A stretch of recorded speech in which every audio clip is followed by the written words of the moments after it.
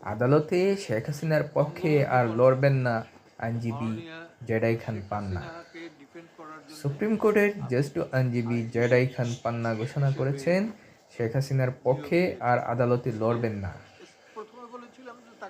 পান্না বলেছেন যে আদালতের প্রতি হাসিনার কোনো আস্থা নেই, সেই আদালতে আমি তার পক্ষে লড়ব না।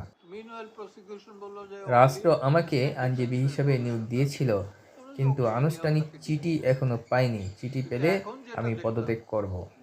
যে আদালতের প্রতি বঙ্গবন্ধু কন্যার আস্থা নেই, সে আদালতে তো আমি তাকে ডিফেন্ড করতে পারি না, উচিত না, অনৈতিক।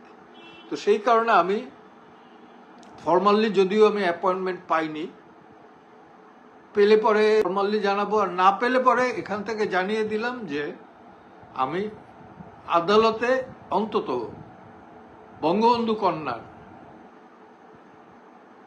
পক্ষে বা তাকে ডিফেন্ড করার জন্য দাঁড়াবো না।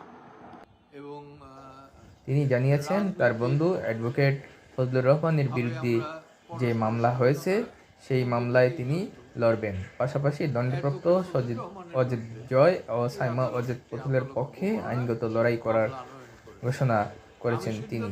দর্শক, জেডাই খান পান্নার এই সিদ্ধান্তকে আপনি কিভাবে দেখছেন, কমেন্টসে জানান।